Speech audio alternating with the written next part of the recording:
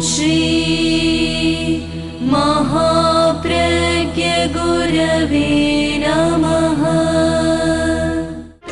जिसके सांसों में रहता है शाश्वत शांति का स्पंदन, उस महाप्रज्ञ को वंदन, उस महाप्रज्ञ को वंदन। सत्य अहिंसा अनेकांत को अर्पित जिसका तन मन, उस महाप्रज्ञ को वंदन, उस महाप्रज्ञ को वंदन। जिसके सांसों में रहता है शाश्वत शांति का स्पंदन, उस महाप्रज्ञ को वंदन, उस महाप्रज्ञ को वंदन।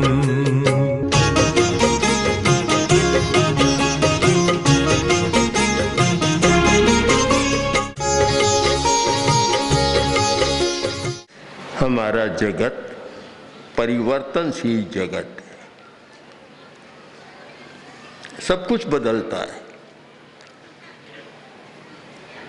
अवस्थाएं भी बदलती है, मानसिकता भी बदलती है, परिस्थितियां भी बदलती है। यदि कोई मनुष्य यह मानकर चले कि मैं तो हूँ वैसा ही रहूँगा, तो इससे बड़ा कोई असत्य नहीं है, इससे बड़ी कोई भ्रांति नहीं। आज हूँ वैसा ही रहूँगा, इस पर किसी का अधिकार नहीं। आज कोई व्यक्ति 25 वर्ष का है और वह सोचे कि मैं हूँ वैसा रहूँगा, जब 60-70 का बनेगा तब देखेगा कि एक एक सीढ़ी ठहर ठहर कर उतरना है, हाथ में गेड़िया भी चाहिए।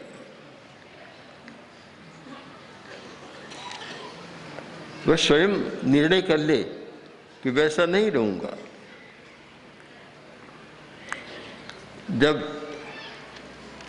30-40 वर्ष का था और सारा काम काज व्यापार करता था, सब पर अधिकार था, अब 70 वर्ष का हो गया, काम बेटे करने लग गए और व्यापार का अधिकार उनके हाथ में आ गया, तो वह कैसे सोच सकता है कि मैं 40 वर्ष का हूँ, सारा मेरे अधिकार में है और 70-80 वर्ष में मेरे अधिकार में ही रहेगा? ये सोच नहीं सकता, नहीं सोचना चाहिए।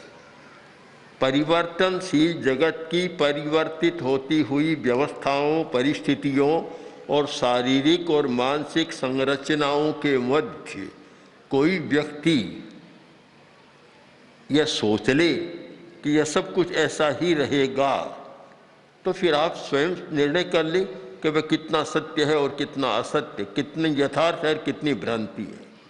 मेरा मानना है कि भविष्य दर्शन हर व्यक्ति को करना चाहिए। प्रतिदिन का करे तो बहुत कठिन बात है कि कल क्या होगा, बहुत कठिन बात होती है, पर अगले वर्ष में क्या होगा ये तो होना चाहिए। और यह भी कोई न करे तो 60 वर्ष बाद क्या होगा, 70 वर्ष बाद क्या होगा, 80 वर्ष बाद क्या होगा, यह अवश्य करना चाहिए।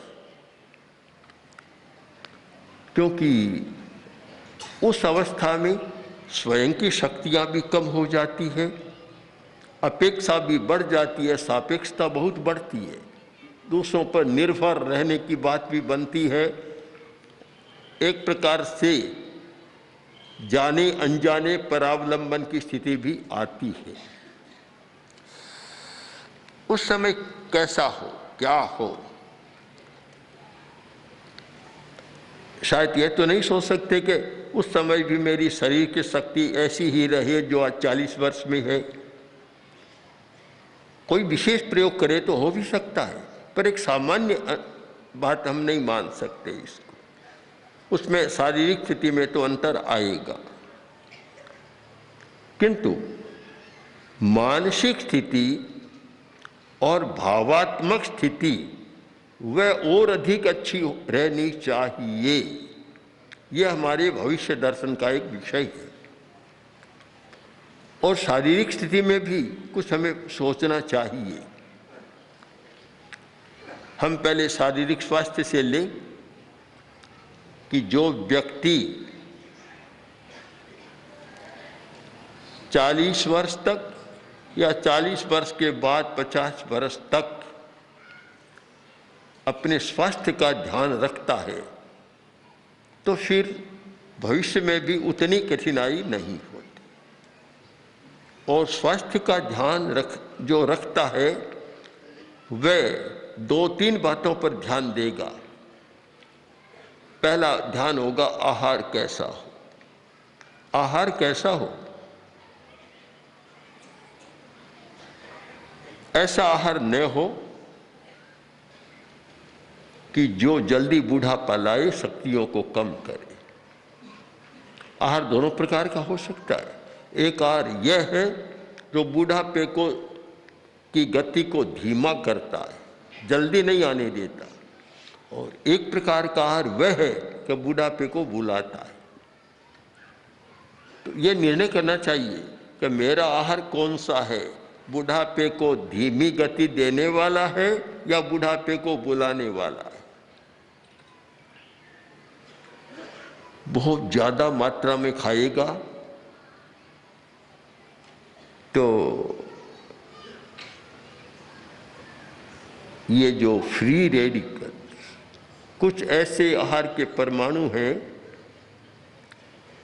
जो नियम को नहीं मानते, फ्री रहते, और वे उन लोगों के ज़्यादा होते हैं तो ज़्यादा खाते हैं। वे परमाणु शरीर को बहुत जल्दी विकृत बनाते हैं, बुढ़ापे को लाते हैं। पहला ध्यान है कि आहार कितना संयत और सीमित हो। और जहाँ तक मैंने अनुभव किया है, मैं उपवास की अपेक्षा ऊनोदरी को ज़्यादा महत्व देता हूँ। उपवास का महत्व है, पर मेरी दृष्टि में अनेक कारणों से ऊनोदरी का ज़्यादा महत्व है। उपवास एक दिन किया, छुट्टी हो गई। ऊनोदरी 12 महीना। उपवास किया और पारना में इतना ज़्यादा खा लिया तो उपवास बेचारा कहीं पीछे चला गया।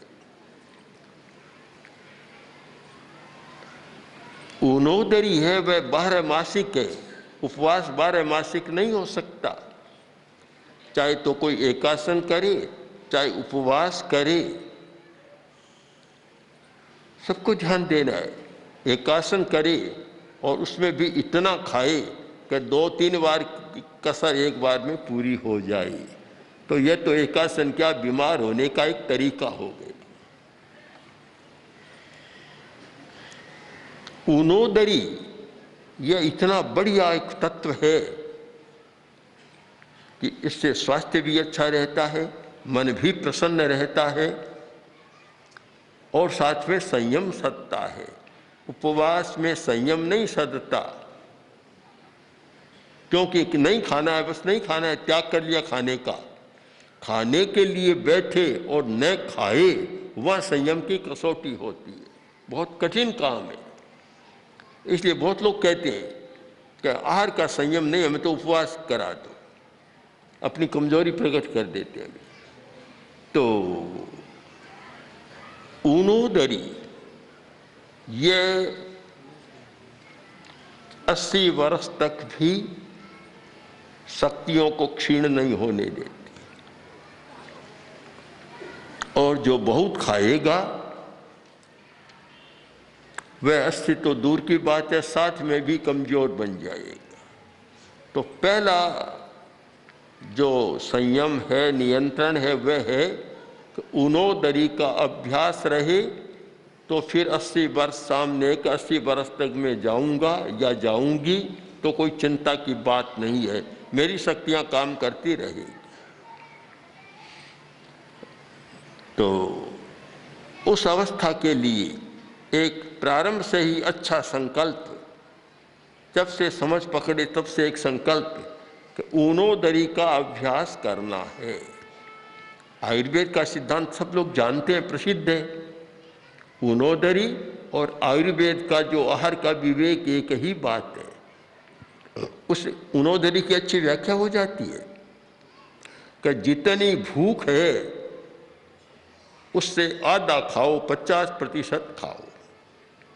ऊनोदरी का बहुत सुंदर प्रयोग है, 50% खाओ। तो कारण इसका एक वैज्ञानिक व्याख्या है। कारण कि खाने के बाद वायु बनेगी, और पेट भरकर पूरा खा लिया तो फिर वायु को अवकाश नहीं। तब कहते हैं कि पेट फटता है, आंतें फट रही है, अफारा आ रहा है। ये सारी बातें फिर सामने आती हैं। और 25% पानी पियोगे तब पेट फूलेगा। तो 25% तो पानी के लिए, 25% जो हवा बनती है, गैस बनती है, वायु, उसके लिए, और 50% भोजन। ये एक संतुलन है, सामंजस्य है। ऐसा है तो शायद बहुत सारी बीमारियां दूर रहेगी, न पेट फटेगा, न कोई अफारा होगा, और न और कोई समस्या होगी। ये ऊनोदरी की व्याख्या है। ऊनोदरी किसको माने कि आधा खाए। सामान्य भाषा में तो ये कहते हैं 2 कोआ कम खाओ। अब 2 कोआ कम खाने से तो क्या होगा, 10 कोआ कम खाओ, 10 कोर कम खाओ, तब काम बनेगा। तो ये ऊनोदरी की अच्छी व्याख्या है कि 50% खाओ, आधा खाओ, आधे भूखे रहो। और भूखे इसलिए रहो, एक बार लगेगा भूख है, जैसे ही वायु बनेगी, पानी पियोगे, एकदम लगेगा पूरा भोजन हो गया। स्वयं अनुभव कर सकते हैं। तो पहला जो विवेक, पहली जागरूकता वह यह है कि अगर मुझे 80 वर्ष तक जीना है और स्वस्थ होकर जीना है, तो पहला उसका व्रत संकल्प होगा ऊनोदरी का अभ्यास। दूसरी बात कि श्रमनिष्ठा। श्रमनिष्ठा, जिस व्यक्ति में श्रमनिष्ठा है वह स्वस्थ रहेगा, शरीर से भी मन से भी। श्रम करने से जी चुराता है, बहुत बड़ी समस्या है। संस्कृत साहित्य में एक वाक्य आता है, आलस्यम परमो शरीरस्थो महारिपु। आलस्य है वह शरीर के भीतर रहा हुआ महाशत्रु है। बहुत छोटा सा सामान्य साधारण वाक्य लगता है। मैंने इस पर जब अनुप्रेक्षा की, चिंतन किया, तो लगा बहुत गंभीर वाक्य ही है। जो व्यक्ति आलसी है, श्रम नहीं करता, वह शरीर के प्रति उदासीन है, स्वास्थ्य के प्रति उदासीन है। श्रम किए बिना कोई भी शरीर का अवयव स्वस्थ नहीं रह सकता। सबको प्राणवायु की जरूरत है, ऑक्सीजन की जरूरत है, और अच्छी रक्त संचार प्रणाली की जरूरत है। श्रम के बिना ये सारी बातें नहीं होती।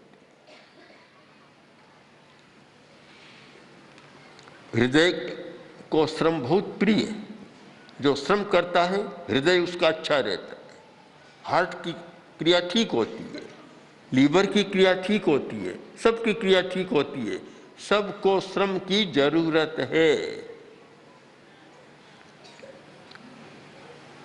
लोग कहते हैं कि जब तक घर में घट्टी चलती थी, स्त्रियां बीमार कम होती थी।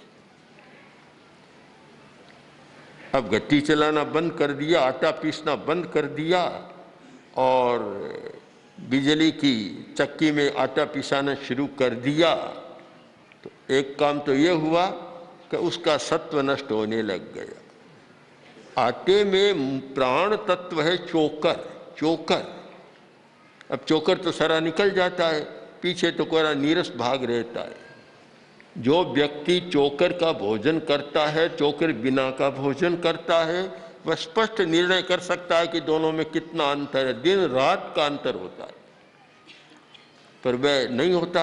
एक तो ये हो गया, फिर पानी लाना आदि श्रम बहुत करती थी महिलाएं, तो शायद कम दवा लेती थी। आज श्रम कम हो गया, कुछ तो बड़प्पन के कारण हो गया कि बड़ा आदमी काम कैसे करे।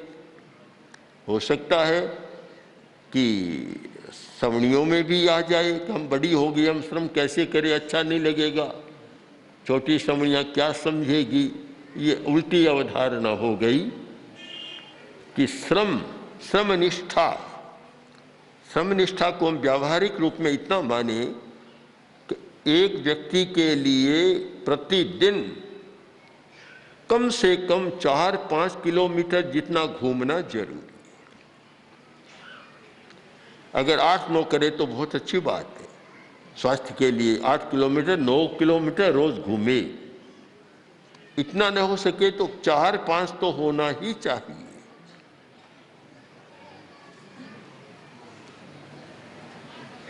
अगर कोई ये प्रातः भ्रमण तो नहीं करता, प्रातराश करता है, तो शायद शरीर के साथ न्याय नहीं होता। शरीर स्वयं कहेगा तुम भूल कर रहे हो, प्रातः भ्रमण तो किया नहीं, प्रातराश यानी नाश्ता कर रहे हो, ये तो भूल हो रही है। दूसरा विकल्प है कि कोई इतना न घूम सके या अवकाश न मिले तो उसकी पूर्ति आसन प्राणायाम के द्वारा की जाए। आसन प्राणायाम 20 मिनट, 25 मिनट, आधा घंटा आसन प्राणायाम में लगाए तो फिर वह श्रम की पूर्ति हो जाती है और सब अवयवों को अपना पोषण मिल जाता है। पोषण, जिस बच्चे को पोषण नहीं मिलता वह बच्चा पनपता नहीं है।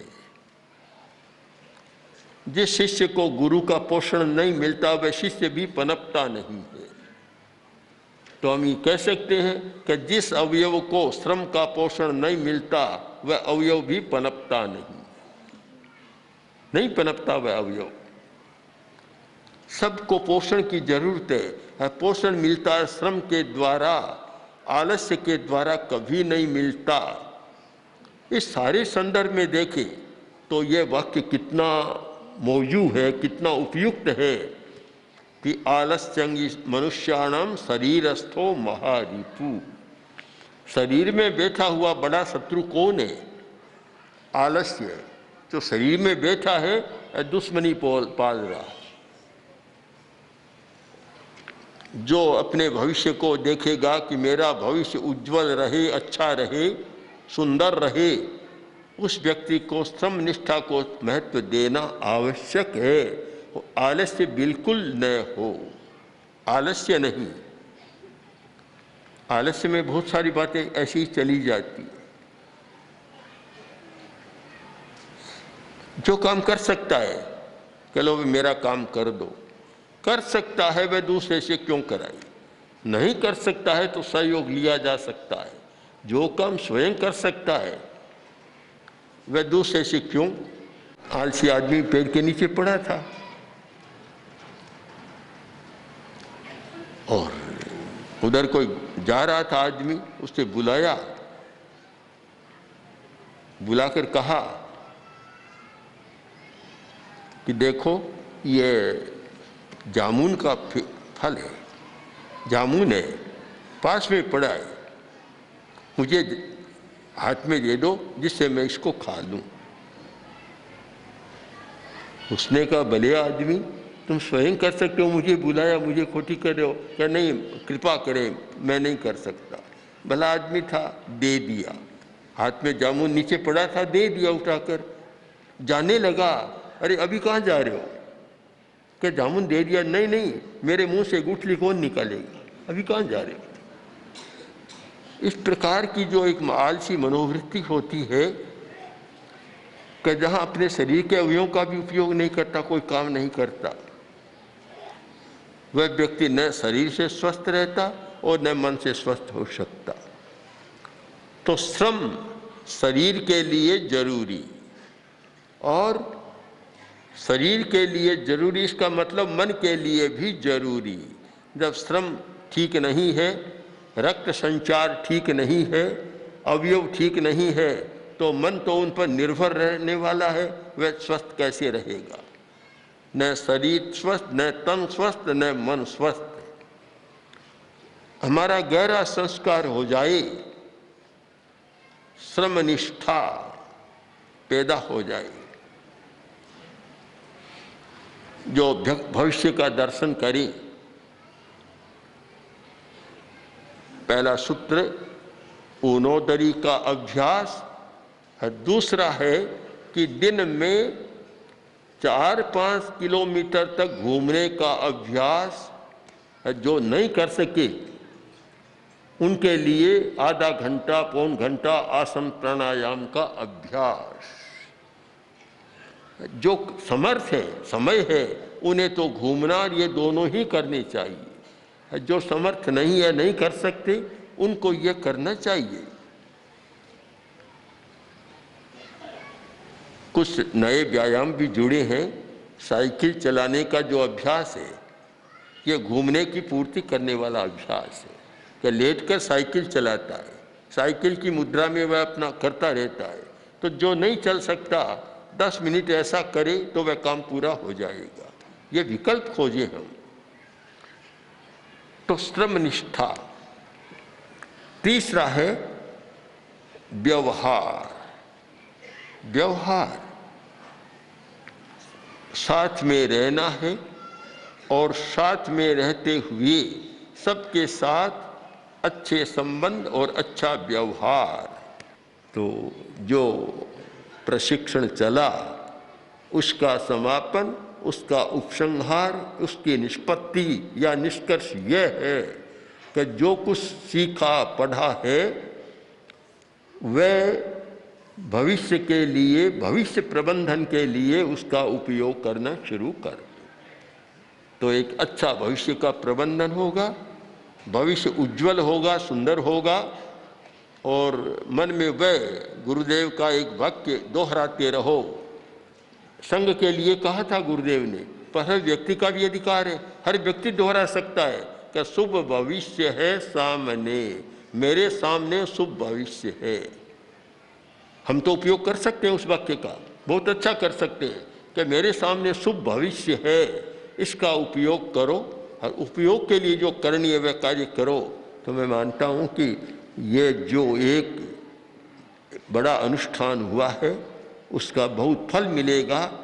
और जो कार्य करता है, प्रवचनकार है, व्याख्याकार है, समाधान कारक हैं, कराने वाले हैं, उनका भविष्य दूसरों के भविष्य का, उज्जवल भविष्य का भी हेतु बनेगा। इसलिए ये समायोजन संपन्नता के साथ, इसकी संपन्नता के साथ एक संकल्प लेना है। और संकल्प यह है कि शुभ भविष्य, मेरे सामने शुभ भविष्य है और मैं शुभ भविष्य के लिए जो चतुसूत्री कार्यक्रम प्रस्तुत किया गया, अभी 4 सूत्रों की व्याख्या की गई। ऊनोदरी का अभ्यास, पहला ऊनोदरी का अभ्यास और श्रम निष्ठा, सेवा सहयोग, सापेक्षता और एकत्वानुभूति। बस ये सामने रहे तो शुभ भविष्य में कोई संदेह नहीं करे और वह इसको दोहरा सकता है कि शुभ भविष्य है सामने। हम शुभ भविष्य की कल्पना करें, धर्म संघ का शुभ भविष्य और साथ में धर्म संघ के सदस्यों का, जो धर्म संघ के लिए अपनी सेवाएं जीवन लगा रहे, उनका भी शुभ भविष्य, और शुभ भविष्य के लिए हमारे संकल्पों का विकास। ओम ओम श्री महाप्रज्ञ गुरवे नमः। ओम श्री महाप्रज्ञ गुरवे नमः। ओम श्री महाप्रज्ञ गुरवे नमः। महाप्रज्ञ गुरवे